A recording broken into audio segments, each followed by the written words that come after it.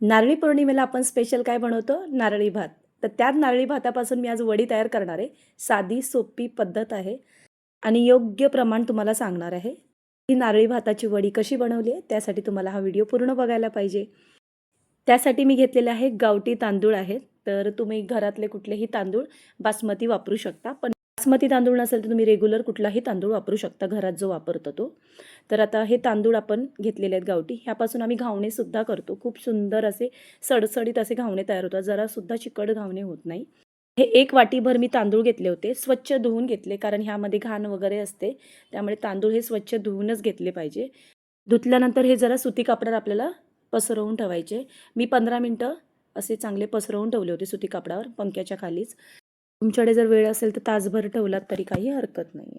गॅसवर मी लोखंडी तवा ठेवला आहे. त्यावर आपल्याला हे तांदूळ भाजून घ्यायचे, कारण लोखंडी तव्यावर चांगले हे तांदूळ किंवा लोखंडी कढई असेल त्यावर सुद्धा हे तांदूळ तुम्ही भाजू शकता. तर आता हे तांदूळ मी 7-8 मिनिटं असं जरा परतून घेते. असं कलर वगैरे चेंज व्हायला पाहिजे असं काही नाही. फक्त तांदूळ जरा सुकून थोडेसे कुरकुरीत व्हायला पाहिजे. हे जर असे 5-7 मिनिटं आपल्याला हे परतून घ्यायचे. म्हणून तुम्हाला सांगितलं, जर तुमच्याकडे वेळ असेल तर तुम्ही 1 ताससुद्धा तुम्ही पंख्याखाली सुकवू शकता. म्हणजे जास्त वेळ तुम्हाला भाजायची गरज नाही आहे. आता हे तांदूळ मी भाजून घेतलेत. आता एका ताटामध्ये आपल्याला हे तांदूळ काढून घ्यायचे. तांदूळ मी आता सगळे काढून घेतलेले. आता एक मिक्सरचं भांडं घ्यायचं आहे आणि त्यामध्ये ना आपल्याला फक्त हे तांदूळ भरडून घ्यायचे आहेत. म्हणजे जास्त असं बारीक पावडर वगैरे करायची नाही. फक्त जरा भरभरीत करून घ्यायचे आहेत. बंद चालू करून मिक्सर आहे ना असं फिरवून घ्यायचं आहे आपल्याला मिक्सरमध्ये. तर आता हे बघा झालेले आहेत. अशा पद्धतीमध्ये मी हे मिक्सरला भरडून घेतलेले. बघा जरा थोडे थोडे कणी दिसत आहेत मध्ये मध्ये. पूर्ण असं रवाळ करायचं नाही. हे बघा अशा पद्धतीमध्ये. तर आता झालेलं आहे. गॅसवर एक मी पातेलं ठेवलं आहे. त्यामध्ये आपल्याला काय करायचं आहे, 2 चमचे आपल्याला तूप घालायचं आहे. त्यानंतर आपण हा जो रवा आपण मिक्सरला फिरवून घेतलेला आहे तांदळाचा भरभरीत, तो आपल्याला चांगला असा परतून घ्यायचा आहे. 5 मिनटं मी हे तांदूळ आहेत ना फक्त तुपावर जरा परतून घेते, कारण मगाशी सुद्धा आपण तांदूळ व्यवस्थित थोडे भाजलेले आहेत 5-7 मिनटं. आणि आता हे 5 मिनटं आपल्याला जर असे तुपावर परतून घ्यायचे आहेत आपल्याला. तर आता हे तांदूळ झालेले आहेत बघा, व्यवस्थित परतून घेतले. 5 मिनटं मी परतून घेतले. गॅसवर आधीच मी गरम पाणी ठेवलं होतं करायला. तर आता मी 1 वाटी तांदूळ घेतले होते, त्याला मी ना 3 वाटी पाणी घेणार आहे. हे बघा 1 वाटी 2 वाटी घातलेलं आहे पाणी आणि हे 3 वाटी पाणी. तर 3 वाटी मी पाणी घातलेलं आहे आणि आपल्याला हे चांगलं ना व्यवस्थित पाणी आणि हे तांदूळ व्यवस्थित मिक्स करून घ्यायचे, नाही तर गुठळ्या होऊ शकतात. त्यामुळे व्यवस्थित असे मिक्स करून घ्यायचे आणि आपल्याला हे थोड्या वेळ शिजवून द्यायचं आहे. तोपर्यंत आपण काय करायचं, जे मिक्सरचं भांडं घेतलं त्यामध्ये तांदूळ भरडून घेतलेले, त्यामध्येच आपल्याला 1 वाटीभर आपल्याला ओलं खोबरं घ्यायचं आहे. ज्या वाटीने तांदूळ मोजून घेतले त्याच वाटीने मी ओलं खोबरंसुद्धा घेतलं आहे. अर्धा चमचा जिरं घ्यायचं आहे, अर्धा चमचा हळद घ्यायची, 4-5 वेलची घेतली आणि पाणी घालायचं आणि हे वाटून घ्यायचं आहे मिक्सरला. तर बारीक असं हे मिक्सरला मी वाटून घेतलं. हे बघा तयार करून घेतलं आहे.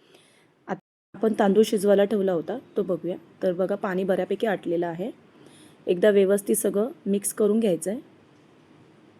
आता हे मिक्स करून घेतलेलं आहे. आता ह्यामध्ये आपल्याला गूळ घालून घ्यायचं आहे. तर त्याच वाटीने मी 1 वाटी गूळ घेतलेला आहे, पण गूळ थोडंसं मी अजून पाव वाटी घालणार आहे, कारण तांदूळ जरा शिजल्यानंतर थोडासा वाढतो, त्याच्यामुळे थोडंसं गूळ जास्त घ्यायचं. 1 वाटी गूळ घातलेला आहे, अजून मी पाव वाटीभर गूळ मी वापरणार आहे. तर हे बघा पाव वाटी गूळ मी अजून घातलेला आहे. तुम्ही जर गोड कमी खात असाल तर 1 वाटी ठीक आहे, पण सुद्धा मी प्रमाण योग्य सांगितलं आहे. बरोबर असं गोड वगैरे जास्त होत नाही, योग्य प्रमाण आहे. आता ह्यामध्ये ना 2 चिमूटभर आपल्याला मीठ घालायचं आहे. कुठलाही गोडाचा पदार्थ केला ना की त्यामध्ये थोडंसं मीठ घालायचं, त्यामुळे पदार्थ अळणी होत नाही. त्यामुळे थोडंसं 2 चिमूटभर मीठ घातलेलं आहे. आता हे वाटलेलं खोबरं आपल्याला घालायचं आहे, सगळं घालायचं आहे. ह्या खोबऱ्यामुळेच खूप छान टेस्ट येते. तर आता ह्यामध्ये ना मी अर्धी वाटीभर अजून पाणी घातलेलं आहे. म्हणजे 1 वाटीभर मी पाणी अजून वापरलेलं आहे, म्हणजे 4 वाटी पाणी लागलेलं आहे आपल्याला. आता हे सगळं एकदा मिक्स करून घ्यायचं आहे. हे आता सगळं मिक्स करून घेतलेलं आहे मी. आता ह्यामध्ये मी थोडेसे काजू बदाम घालणार आहे, म्हणजे खाताना वगैरे खूप छान लागतात ते. त्यामुळे काजू बदाम थोडेसे घातले. तुम्हाला अजून काही ड्रायफ्रूट्स घालायचे तुम्ही घालू शकता आणि एकदा मिक्स करून घ्यायचं आहे. तर आता हे बघा हे झालेलं आहे आणि मस्त असं नारळी भात करतोय, तर वरून असं थोडासा किसलेला ओलं खोबरं घालायचं. मस्तच असं खाताना दाताखाली असा खोबरं, थोडे ड्रायफ्रूट्स आणि छान लागतं. त्यामुळे थोडंसं ओलं खोबरंसुद्धा वरून घाला. किंवा तुम्ही ओले खोबऱ्याचे तुकडे करून सुद्धा घालू शकतात, ते सुद्धा छान लागतील. माझ्याकडे किसलेलं ओलं खोबरं होतं म्हणून मी वरून घातलेलं आहे. पद्धतीमध्ये मी हे सगळं घालून घेतलेलं आहे. एकदा ढवळून घ्यायचं आहे, मिक्स करून घ्यायचं आहे आणि झाकण लावून आपल्याला हे चांगलं शिजून द्यायचं आहे. तर आपण हे आधी 5 मिनटं आधी शिजून द्यायचं आहे. 5 मिनटानंतर परत झाकण काढायचं आहे, मिक्स करायचं आहे म्हणजे खाली वगैरे हे लागू नये म्हणून. आता हे सगळं व्यवस्थित एकदा परत मिक्स करते. परत झाकण आपल्याला लावायचं आहे आणि परत आपल्याला 5 मिनटं असंच वाफ काढायची आहे. मध्ये झाकण काढून आपल्याला असंच हे मिक्स करत राहायचं, नाहीतर ते खाली करपू शकतं. त्यामुळे असं झाकण काढून आपण असं मिक्स करायचं आहे. वरून थोडंसं तूप घालूया. आता हे बऱ्यापैकी शिजायला आलेलं आहे आणि ह्यामध्ये काय माहिती वेलची पावडर वगैरे तुम्हाला काही घालायची गरज नाही. मग अशीच मी वाटणामध्ये घातलेलं होतं.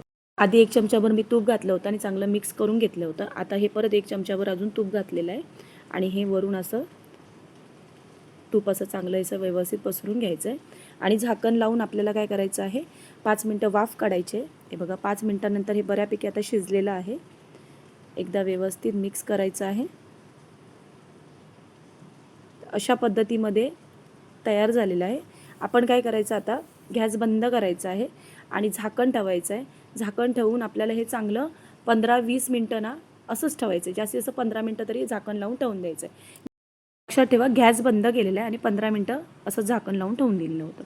15 मिनटानंतर काय करायचं, एका ताटाला तूप लावायचं आहे आणि त्यामध्ये आपल्याला हे जे मिश्रण केलेलं आहे नारळी भाताची वडी करायला, तर ते आपल्याला ते ताटावर पसरवून घ्यायचं आहे. थोडंसं तूप वरून घालायचं आहे म्हणजे कसं ते चिटकणार नाही आणि असं थापून घ्यायचं आहे व्यवस्थित. वाटी घ्या काय घ्या, मी ह्या चमच्याच्या साहाय्याने मिश्रण थापून घेतलेलं आहे. आता ह्या वरून काय करायचं, ओलं खोबरं घालायचं आहे. दिसायला ही वडी खूप छान दिसते आणि हे सुद्धा आपल्याला व्यवस्थित ओलं खोबरं या वडीला व्यवस्थित थापून घ्यायचं आहे. आता हे झालेलं आहे, थंड करून घ्यायचं आहे. अर्धा तास ही वडी अशीच थंड करायला ठेवायची आहे किंवा 1 तास ठेवली तरी खूप चांगली आहे. पण आता मी हे अर्धा तासानंतर तुम्हाला दाखवते. बरोबर अशी वड्या मस्त सुटल्या आता. बघा आता हे तुम्हाला मी साईडची किनारी मी पहिले आधी मोकळी करून घेतली आणि हे बघा पोळीच्या पोळी ही उचलली जाते म्हणजे ही वडी झालेली आहे. आता आपल्याला कट करून घ्यायचं आहे. तुम्हाला कुठल्या आकारात कट करायचे तुम्ही त्या वड्या कट करायच्या आहे. मी असं चौरस आकारामध्येच कट केलेलं आहे. मस्त अशी खायला 1 नंबर आहे. 1-2 दिवस तरी ह्या वड्या टिकणाऱ्या आहे. तर हे बघा सहज सुटली जाते वडी आणि 1 नंबर आहे. हे बघा आता हे श्रावण सुरू आहे, गणपती पण आता जवळ आलेले आहेत आणि रक्षाबंधन आहे. तुम्ही अशा ह्या वड्या करू शकतात. गणपतीला नैवेद्यासाठी पण मस्त ही रेसिपी आहे. तर नक्की ही रेसिपी करा. आवडली असेल तर नक्कीच मालवणी ज्योती किचनला सबस्क्राईब करा, लाईक करा आणि शेअर करा. हा व्हिडिओ आवडला असेल तर कमेंट करायला जरासुद्धा विसरू नका आणि माझा पूर्ण व्हिडिओ बघितल्याबद्दल तुमचे धन्यवाद. असेच माझे नवनवीन व्हिडिओ पाहत राहा. चला भेटूया आपण पुढच्या अशाच नवनवीन रेसिपीमध्ये.